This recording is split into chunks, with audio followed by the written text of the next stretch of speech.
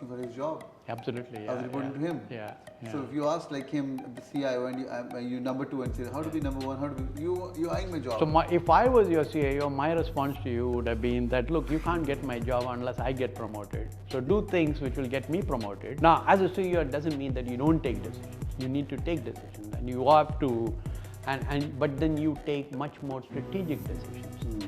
You take decisions that are going to be impactful on your organizations 5 years from now, not tomorrow.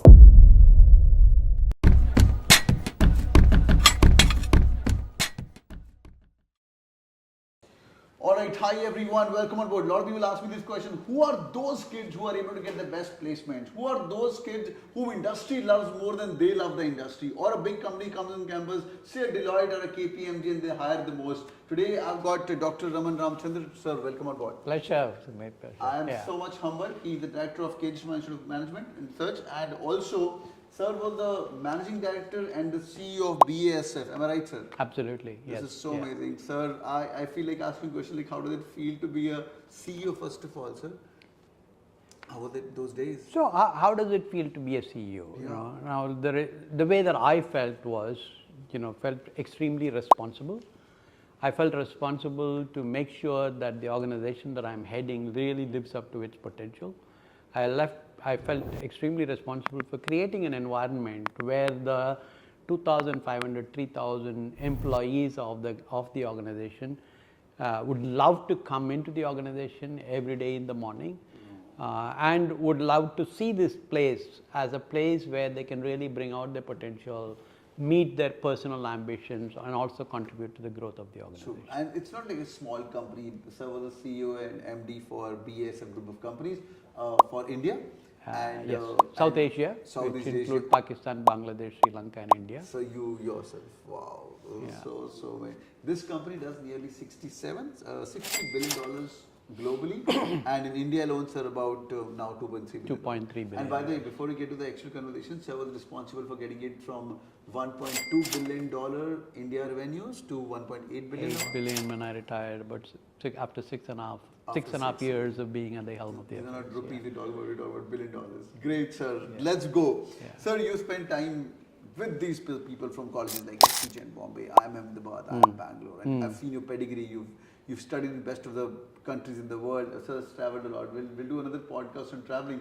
But sir, first of all, what these kids have special who went to the top, including you when you were a kid, when you were studying, maybe doing your agri stuff in Australia, and or when you meet these people who are fast growth career in BASF, and when you see students of KG Somaiya who get the highest grades, what's the spark they have? Yeah, great question. So my experience, right, of hiring people, seeing people grow within organizations like BASF, and more importantly, we actually commissioned research after I took over this job to understand from the stakeholders what are they looking for in students when they hire corporate CEOs and CXOs.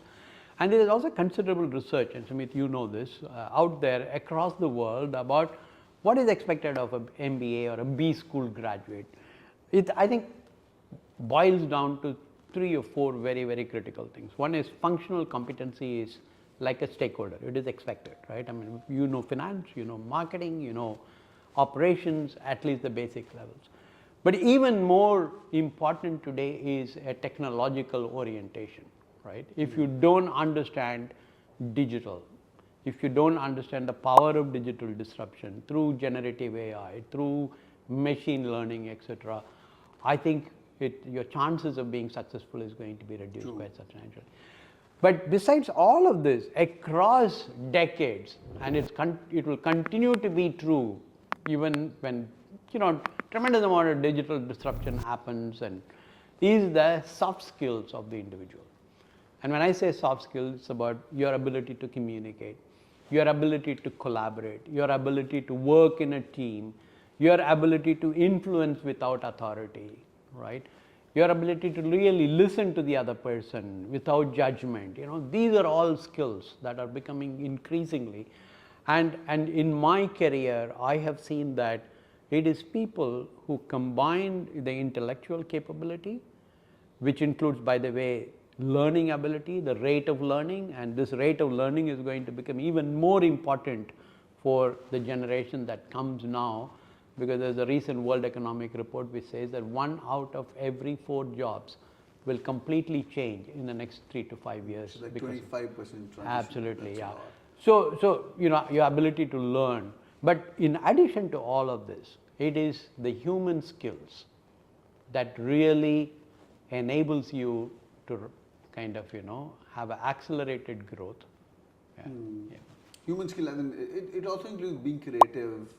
It includes being creative. It includes because I think creativity is one small part of it, but the big part of it is how do you manage teams? Because as you grow in your career, you transition from being an individual contributor, and when you're an individual contributor, your cognitive skills, your intellectual ability, your ability to do spreadsheets, your ability to even creativity to a great extent are going to be very, very important competencies. But as you start to manage teams, it's really your leadership ability, your ability to really create the best environment where the potential of your entire team comes together. Those things matter a lot. So, sir, moving forward, so how important is, like, I went to my boss and I said, I want to be the CIO, because he was a CIO. His name is Neeraj, and he's from Harvard Business School. I went to Harvard for executive management. He spent like 2 years at Harvard. And he had a grievance against me. He said, you have career on your sleeves. You want to grow very fast. I was like, isn't it like we should be the same? And he was like, no, it should not be the case. And I disagree. You do ask for a promotion, else no one's going to give it to you, because there's like 1.5 billion odd people in the country. So when you become a CEO, like when did you ask for the roles throughout? Or people are there to pull you up? So it is a combination of both, I would say.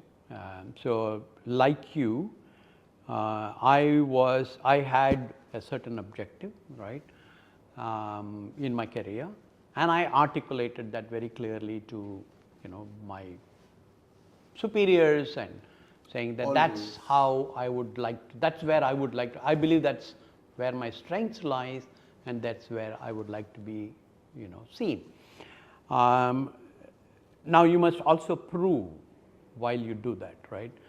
Organizations, so one of the challenges that I see with the younger generation is that they see movement from organizations, almost on a yearly basis, as a way to get more money, and perhaps even thinking that that's how careers are built. True.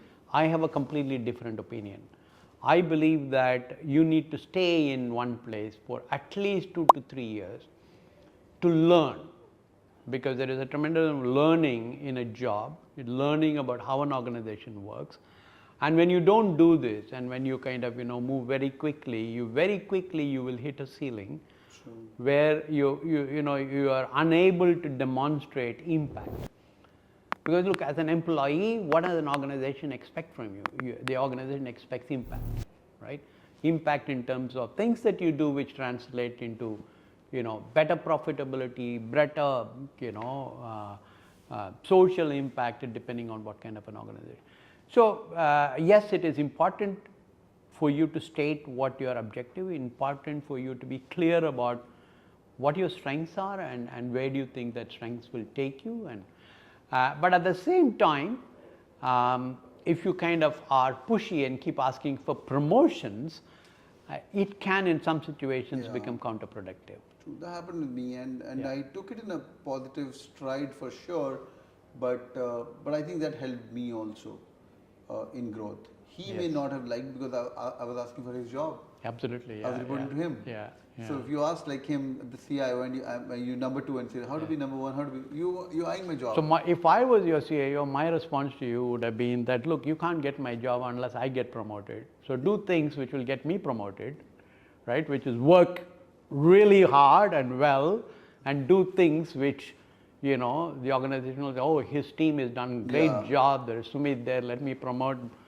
And first let me I promote go up this and you guy. go Exactly, up with me, that's of course. right. He did that in India for sure. Okay, great. I was too young I'm to sure. understand that. I'm I sure think he maybe. did that, yeah. Great, sir, great. Yeah. And so when you become a CEO, how do you take decisions?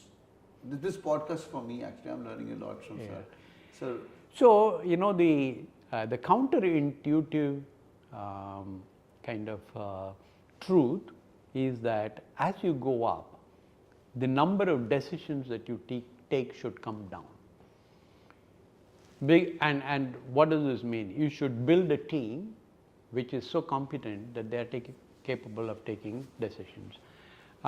So I think that was probably also one of my, shall I say, strengths, which is surrounding myself with really smart people, setting expectations, saying that, very clear goals, saying those are the goals that we are working towards, and then creating an environment where these people can take decisions and, go ahead and get things done. Now, as a CEO, it doesn't mean that you don't take decisions. You need to take decisions, and you have to, but then you take much more strategic decisions. You take decisions that are going to be impactful on your organizations 5 years from now, not tomorrow. True. Not this P&L. So that would be kind of my experience and my opinion on how very successful CEOs take decisions. True, true. The last thing, I mean, we can keep on going. I'm really enjoying this it's my class, and it's a CEO's class. Sir, how important was confidence in your day-to-day life, and how do you get confident? I am feeling like I was always an underconfident guy. I was made the president of the school by force, because I was like, ये पंजाब से लड़का सूरत कल में आया है. I mean, third year, they gave promotion the third year, and I was like, on the notice board it came in the morning that you're the president. My seniors were trying to convince me, you can be the president, you got good, you don't give it to somebody else, blah, blah, blah. But imagine a guy like me who was just thinking, if I don't get a job from the campus, what people are going to make fun of it, ये पंजाबी लड़का सूरत कल में 3 साल time waste करके वापस जा रहा है. It's always back on the mind. And I said no to the president of the school for a very big club there. So, and now if you ask me, would you become president? I would say, bro, it's always me. So that these 21, 22-year-old kids, what's your advice on that? It's a very tactical question. So I think, it all stems from trying to be self-aware, right? What are your strengths? What are your maybe areas of development? The other very important factor is not to live up to other people's expectations all the time. I know this is easier said than done. Particularly in India, we are product of a society, family expectations, etc., mom and dad. All of this play on our mind. But having said that, as an individual, we need to really try. While those are important factors, I think what is more important is what brings you joy. What do you like doing well? And I think this generation is much more fortunate than my generation to be able to exercise this even more. So I would say self-awareness leads to self-confidence, right? The ability to kind of keep other people's opinion of you, judgment, etc., at bay to a certain extent also helps in developing that self-confidence. The third most important thing is, why do people lack self-confidence? Because they may be afraid that they will fail, right? And like you said, everyone will say,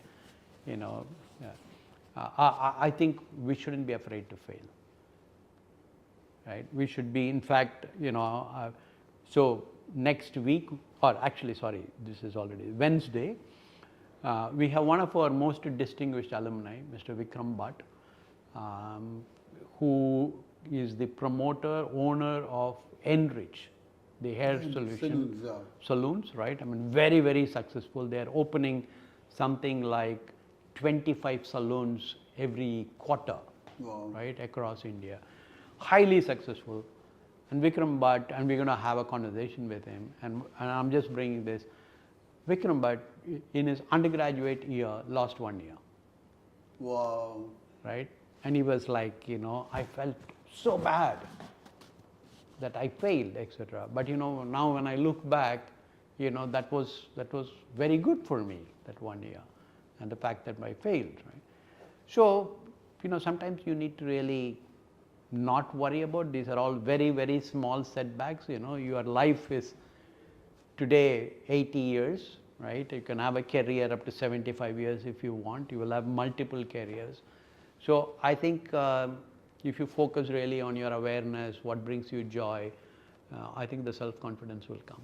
So maybe know what you are good at, know what you don't. Absolutely, not good at. So absolutely. The territories which you're standing at, you're confident already, and you know what that. Of course, you're going to be hitting sixes, and you know that you don't play, even if it's a no ball, you can't play a no ball. It's all right. I mean, you need to show confidence there. Yeah. That's so amazing. And then if you can build on those opportunities areas, exactly. That's right. So it's such a humble experience spending time with you. Any parting thoughts to all these 20, 21-year-old people who are listening to us, so that they can make their careers, they can be a CEO. Some of them are going to be joining Somaiya, some of them are going to be joining. I certainly hope so. Yeah, many of them. Yeah. Some of them are going to go to IIM Ahmedabad as well. Yeah, And, that's fine. Yeah, that's fine. I mean, I can only tell you that we are focusing here in KJSM on a couple of very, very important things. Yeah. Our focus is to make sure that every student who joins here is day one ready for the industry. And we are changing the curriculum. We are emphasizing on holistic development, which it's not just about your classroom learning. We have 40 visiting faculty from industry. We are very fortunate that we are here in Mumbai with so many companies operating. We have about a dozen adjunct faculty like me who have spent 20, 30 years in the industry and who are here taking classes. Right? I met a couple of them today. You met a couple of them, yeah. And we are actually trying to reduce the number of hours students sit in the classroom, give more experiential learning. Reduce, because we believe that the real MBA experience has to come from actually doing projects, come from being involved with the industry, right? We are investing big amount of money in digital tools, whether it is simulation tools. So I can only assure you that it will be a transformational journey, because I believe that when you come here to study MBA, it is the beginning of a transformational journey. No. Yeah, which towards being a leader, and even more important today is that you become a leader who can build a better world. You become a leader who are value based, you're purpose driven. By the way, this is our statement, our institute's purpose statement. So I wish you very well in the pursuit of choosing the right college, and look forward to some of you being here and really working with you, learning from you, and also helping you to become a better leader. That's so many. Maybe we'll do another podcast, how to choose a business school as well. I might be very biased. I might say, KJSM is even better than IIMA, so please come here. So you got the wrong guy for that. That's how it should be, sir. I always tell these students, like, look who's in the captain of the ship. We were talking about that, like Varun Nagaraj at SPJain Bombay, we met the other day, Ajit Parlikar at GIM, Bhaskar sir at IIM Ahmedabad, and sir right now, Raman sir at KJSM Bombay. Always like, watch the vision of the school and then take a call on that. Thank you so much, sir. Such a humbling experience. Boys and girls, do it on the like button. I would say one of the most humbling experience. There was a podcast from me, and hope you guys have learned something new. Drop in the comments, people who have any questions regarding the same, career growth, CEO, कैसे बनना है, क्या-क्या issues हैं, हम comment section के अंदर देखेंगे. Thank you once again. Thank you. Pleasure as always. Yeah.